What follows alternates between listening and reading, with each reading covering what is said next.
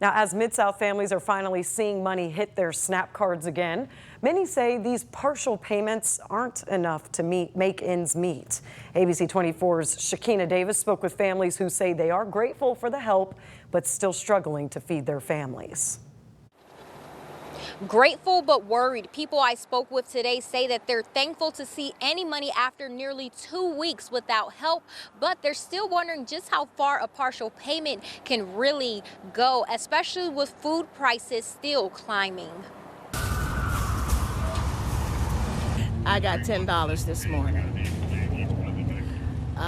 What they would expect you to buy with $10, I don't know. After almost 2 weeks with no SNAP benefits, Rochelle Johnson says that $10 is a start, but nowhere near enough. She's shopping not just for herself, but a homebound neighbor who usually gets about $300 a month in SNAP benefits. This month, that amount was cut to just under $200. A pack of ground beef is $19.95. So $193 is not going to be enough to cover him for the whole month.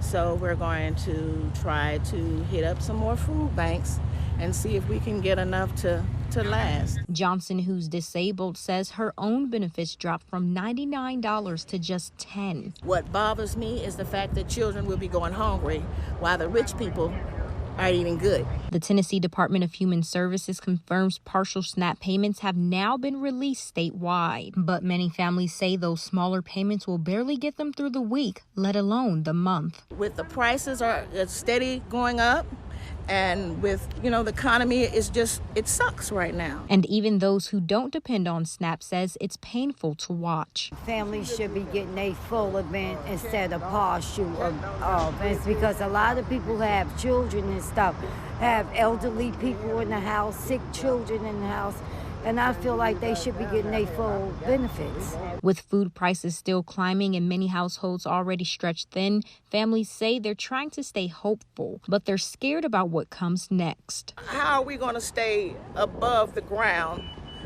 without starving to death? And until we get a government that actually cares about the people, it will always be the same thing.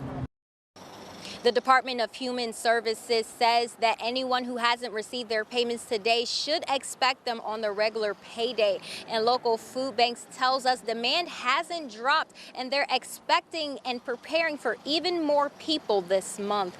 In Memphis, I'm Shakina Davis, ABC 24 News.